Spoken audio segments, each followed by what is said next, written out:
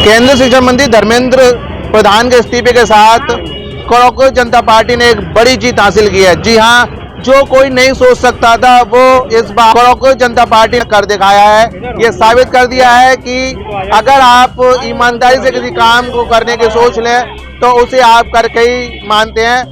केंद्रीय मंत्री धर्मेंद्र प्रधान के इस्तीफे के बाद सब जो जितने भी कांग्रेस जनता पार्टी के जो समर्थक थे, हमें अखिल भारतीय महासभा के जो जितने भी पदाधिकारी हैं, इन्होंने वहाँ जंतर मंतर दिल्ली जाके इन्होंने धरना प्रदर्शन में समर्थन भी किया था और धरना प्रदर्शन में विरोध प्रदर्शन भी किया था और मांग की थी कि केंद्रीय मंत्री शिक्षा मंत्री धर्मेंद्र प्रधान इस्तीफा दें। तो आज वो दिन आ गया, आखिरकार धर्मेंद्र प्रधान का इस्तीफा दे दिया गया है। जी हाँ, धर्मेंद्र प्रधान के इस्तीफे के बाद कांग्रेस जनता पार्टी में खुशी की लहर है और उसी के साथ उनके कार्यकर्ताओं में भी खुशी दिखाई दे रही। आज यहाँ आपने देखा कि सब लोगों ने मिष्ठान वितरण कर ये खुशी जाहिर की है और हम हमारे साथ हैं सुनील सिरोही जी, जो अखिल भारतीय जाट महासभा के राष्ट्रीय अध्यक्ष हैं। हम उनसे पूछ रहे हैं आखिर किस तरह की खुशी है और धर्मेंद्र प्रधान का जो इस्तीफा है वो किसकी जीत है। आज पूरे देश के हर उस नागरिक की जीत है जो अपने हक अधिकारी लड़ाई लड़ता है। आज उन सभी छात्रों की जीत है जिन्होंने करीब 1 महीने से जंतर मंतर पर धरना प्रदर्शन कर करके और जो छात्र जो टेट नीट करते थे, नीट की परीक्षा लीक हुई, बहुत सारी परीक्षा लीक हुई, उसी को लेकर के काफ़ी लोगों ने परेशान होकर के, हताश होकर के अपना सुसाइड कर लिया, हत्या कर ली। उन सब लोगों को आक्रोश को देख करके काफ़ी लोगों ने, जो देश के शुभचिंतक थे, जो नौजवानों के साथ में थे, युवाओं के साथ में थे, छात्र छात्राओं के साथ में थे, उन सब लोगों ने पूरे देश लेवल से, कोने कोने से, हर जाति हर धर्म के लोगों ने जंतर मंतर जाकर के आंदोलन किया और अपनी मांग रखी। जब मांग नहीं मानी तो आंदोलन और ज्यादा हो गया। इसके बावजूद जो देश के बहुत बड़े साइंटिस्ट थे सोनम वांगचुक जी, उन्होंने करीब 22 दिन निरंतर भूख हड़ताल की और उनको इस सरकार ने डर करके, उनको चदरे में लपेट करके, फोर्स भेज करके उन्होंने बड़ी प्लानिंग से हॉस्पिटल में फर्जी तरह भर्ती कराया। लेकिन उनका स्वास्थ्य ठीक था। जब उनकी पत्नी को पता चला तो उनकी पत्नी ने कहा मेरे पति को मुझे मिलवा दो। उनके पति को नहीं मिलने दिया, उनका मोबाइल भी जब्त किया गया। इसके बावजूद जो पूरे देश के अंदर एक उबाल पैदा हो गया, एक बवाल पैदा हो गया कि जो देश के लिए लड़ रहे हैं, जो बच्चों के साथ में लड़ाई लड़ रहे हैं, काम कर रहे हैं, उन लोगों को बंधक बना के रखा जाएगा तो ये देश के हित में अच्छा नहीं है, ये तो लोकतंत्र की हत्या है। इसी को लेकर के पूरे देश के नौजवानों ने, जो देश के हित में काम करना चाहते हैं, जो देश को आगे बढ़ाना चाहते हैं, उन लोगों ने पूरे देश के अंदर आंदोलन किया और आंदोलन इतना मजबूत किया कि आज सरकार को झुकना पड़ा। आज मांग थी कि धर्मेंद्र प्रधान के इस्तीफा होना चाहिए, जो शिक्षा के क्षेत्र को नहीं संभाल पा रहे हैं, जो शिक्षा एक ऐसा जो स्तंभ है देश के लिए, जो जितना पिएगा वो उतना धाड़ेगा। आज आप देख रहे हैं जो शिक्षित है वही लोग आगे बढ़ रहे हैं, तरक्की कर रहे हैं। इसी को लेकर के आज उन छात्रों की, आज उन जो प्रोटेस्ट करने वालों की जीत हुई है। आज ये जीत हमने जनपद आगरा के अंदर लड्डू वितरण करके इस खुशी को जाहिर किया है कि जो हमारे नौजवान साथियों ने 1 महीने से निरंतर अपना काम काज छोड़ करके लठ खाए है, मार खाई है, उन बहनों को सलाम करता हूं मैं, जिन बहनों ने अपने पीठ पे लठ खाए हैं, अपनी छाती पे जो है लाठी खाई है। जब हम लोग वहां पर थे मौजूद तो ऐसा लग रहा था कि उन बहनों की पीठ पे नहीं, उन नौजवानों की पीठ पे नहीं, हमारे सीने पर लठ खाए जा रहे हैं, ऐसा महसूस हो रहा था मैं। लेकिन धन्य है वो माए जिन्होंने ऐसे देश के अंदर ऐसे भगत सिंह पैदा करके दिए कि आज उनके सामने सरकार को झुकना पड़ा। जिस तरह से भाजपा के कई नेता ये कह रहे थे कि जो जंतर मंतर पर धरना प्रदर्शन चल रहा है वो सारे लोग देशद्रोही हैं, आज धर्मेंद्र प्रधान का इस्तीफा हो गया है, तो क्या कहेंगे, कैसा मतलब ये जो भारतीय जनता पार्टी लगातार जब आंदोलन होते हैं तो देशद्रोही, खालिस्तानी, पाकिस्तानी का एक टैग लगाकर क्या कहते हैं आंदोलन को और विरोध प्रदर्शन को खत्म करना चाहती है। आज धर्मेंद्र प्रधान का इस्तीफा हो गया तो उन लोगों को कैसा लग रहा होगा कि हम झूठ बोल रहे थे, सच बोल रहे थे? आपसे ज्यादा कोई नहीं जानता है और देश सब जान चुका है, सब देख चुका है।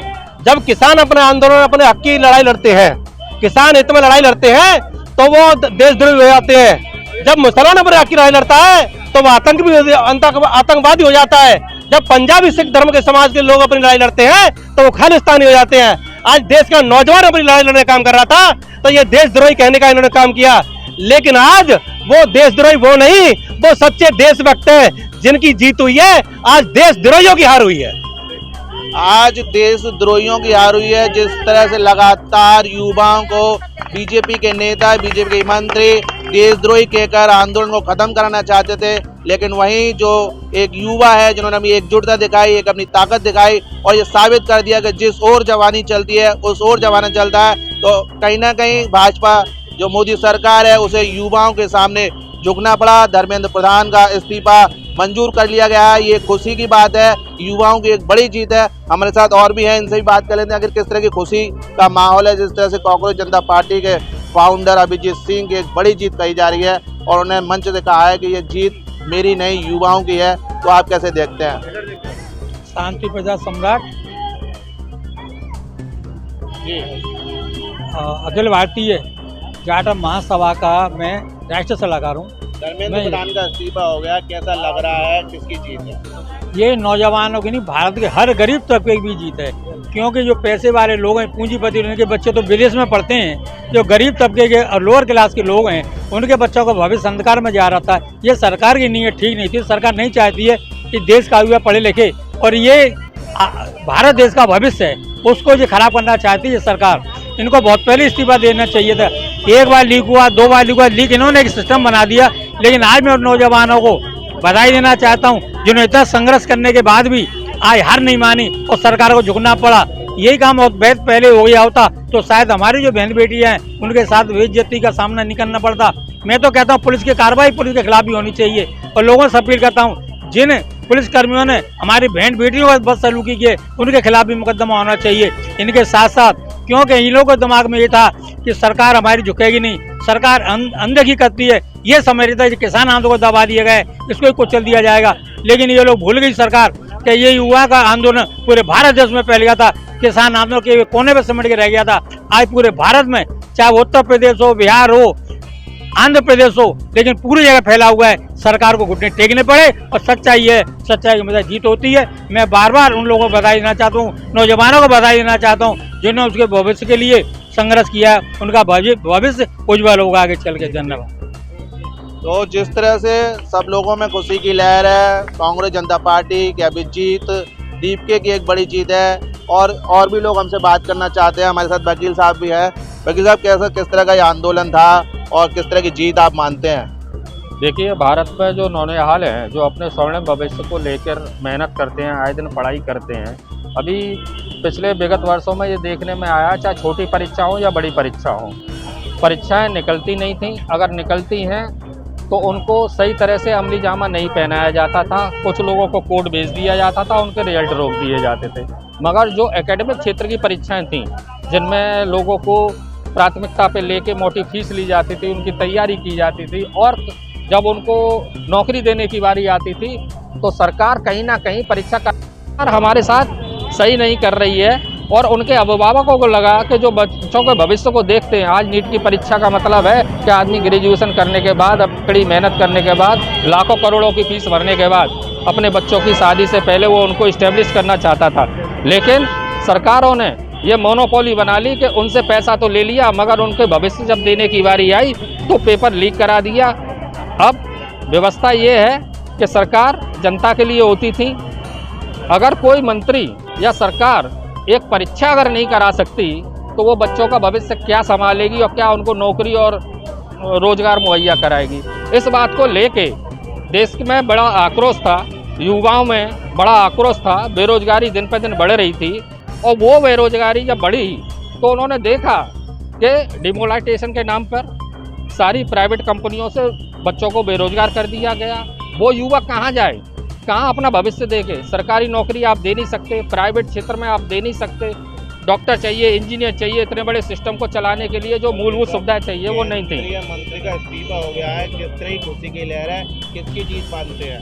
नहीं, बिल्कुल, ये जो वहाँ रोजगार के लिए जो बैठे थे, मैं ये कह रहा हूँ कि उनकी लड़ाई केंद्रीय मंत्री के इस्तीफे तक नहीं थी, मगर सरकार ने जब हठधर्मिकता दिखाई और इस्तीफा नहीं दिया तो अब ये आंदोलन का उन्हें रास्ता अपनाना पड़ा।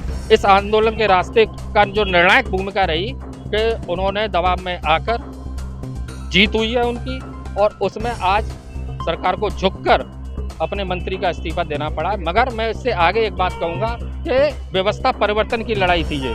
कहीं ना कहीं रोजगार देख रहा था, युवा देख रहा था कि अगर इसी तरह सरकारें हठधर्मिता करती रहीं तो नौनिहालों का जीवन बर्बाद होगा। इससे सरकारों को चेत जाना चाहिए कि आगे उनके साथ और उनके भविष्य के साथ कोई खिलवाड़ ना करे।